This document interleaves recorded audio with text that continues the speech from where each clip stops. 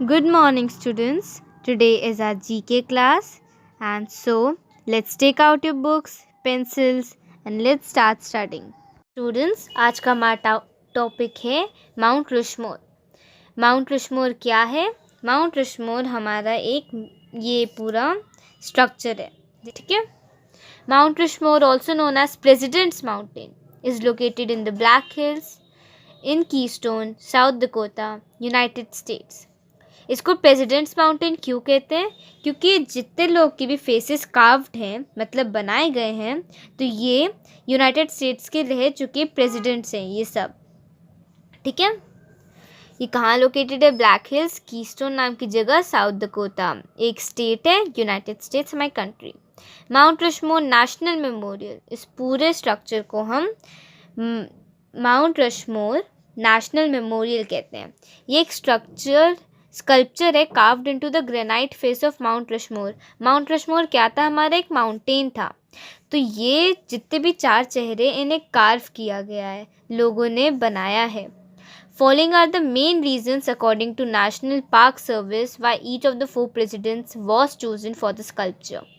अब ये सारे रीजंस है कि क्यों हमने इन 4 लोगों के चेहरे चुने. हम किसी और के भी तो चेहरे चूज़ कर सकते थे, पर हमने इन 4 प्रेसिडेंट्स के चेहरे ही क्यों चूज़ किए. तो ये रीजंस है जो नेशनल पार्क सर्विस ने हमको दिया है. जॉर्ज वॉशिंगटन, ये हमारे first president, he was the first president and represented the foundation of American democracy. George Washington कौन से हैं? ये वाले. तो जॉर्ज वॉशिंगटन हमारे यूनाइटेड स्टेट्स ऑफ अमेरिका के पहले प्रेसिडेंट थे, ठीक है. और इन्होंने हमारी अमेरिकन डेमोक्रेसी के फाउंडेशन, अमेरिकन डेमोक्रेसी मतलब जब सारे उनका लॉ बना था, उनकी गवर्नमेंट बनी थी, तो इन्होंने ही मतलब यूनाइटेड स्टेट्स ऑफ अमेरिका को रिप्रेजेंट किया था. जैसे हमारे इंडिया में जवाहरलाल नेहरू ने हमारे इंडिया को रिप्रेजेंट किया था जब हमें फ्रीडम मिली थी, वैसे जॉर्ज वॉशिंगटन ने अमेरिकन डेमोक्रेसी को रिप्रेजेंट किया था.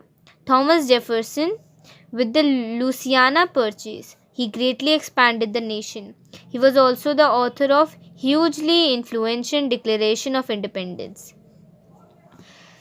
लुसियाना परचेज एक टाइप का मतलब कुछ जैसे आप कह सकते हैं ट्रेड का ज़रिया, या फिर एक ऐसा वो था उनका जिससे लॉ कह सकते हैं, जिससे उनकी कंट्री को बहुत फ़ायदा हुआ था, उनका नेशन और एक्सपैंड हो गया था, ठीक है. और वो ऑथर थे डिक्लेरेशन ऑफ इंडिपेंडेंस के. डिक्लेरेशन ऑफ इंडिपेंडेंस जब अमेरिकन्स पे भी कुछ लोग रूल करने लगे थे, तो जब उन्हें अपनी इंडिपेंडेंस, अपनी फ्रीडम मिली थी, तब इन्होंने ही डिक्लेरेशन ऑफ इंडिपेंडेंस को लिखा था.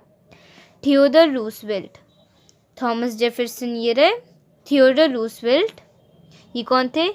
ही not only represented the industrial development of the nation but was also widely known for conservation efforts.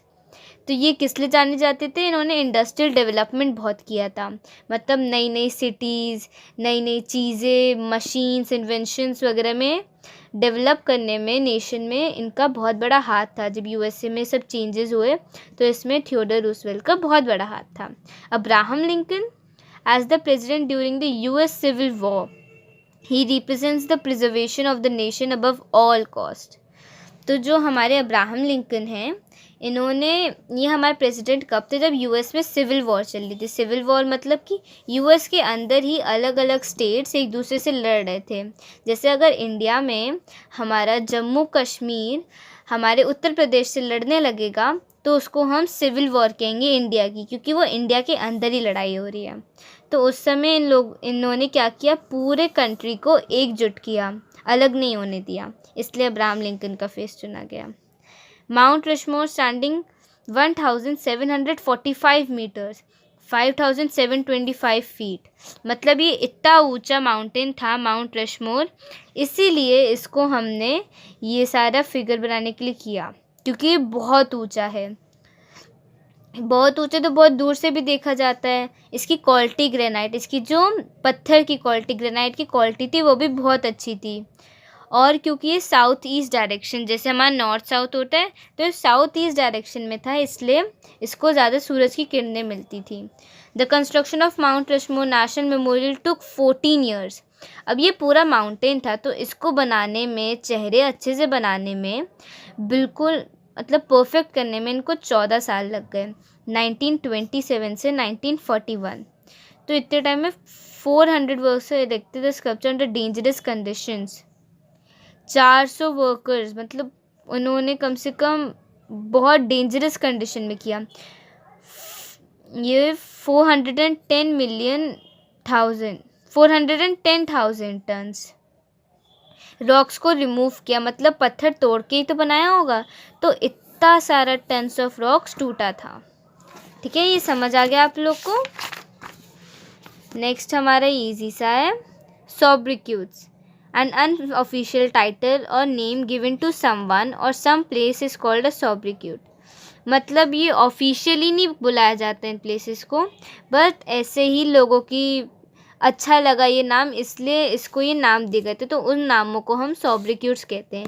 ये किसी इंसान को या किसी जगह को नाम दिए जाते हैं। तो इनके करेक्ट नेम्स लिखना है हमें। सोब्रिक्यूट्स दिए हुए हैं हमें, इनके करेक्ट प्लेस लिखना है। Garden of England, so first है हमारा garden of England. Garden of England हम किसे कहते हैं? केंट। केंट एक जगह है हमारी, ठीक है। नेक्स्ट है the roof of the world. Roof of the world हम तिब्बत को कहते हैं, क्योंकि वो बहुत ऊंचा है, ठीक है। The land of thousands lakes, क्या है ये हमारा? Finland. Next white city. White city है हमारा बेलग्रेड, ठीक है। बेलग्रेड की स्पेलिंग BELGRADE।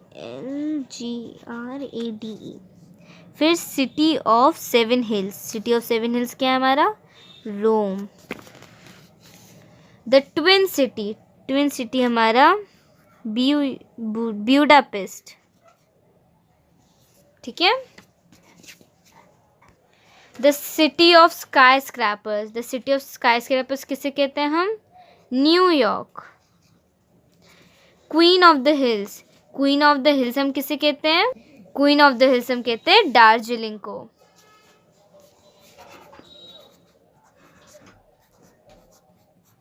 ठीक है। एंड लास्ट है हमारा डायमंड सिटी। डायमंड सिटी हम कहते हैं किम्बरली को, ठीक है। किम्बरली। तो ठीक है, ये आप एक्सरसाइज अपनी कॉपी में कैसे करेंगे?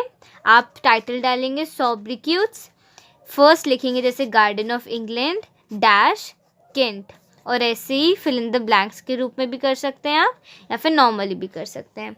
ठीक है स्टूडेंट्स, आज की क्लास हम यही एंड करेंगे। Have a nice day. Thank you.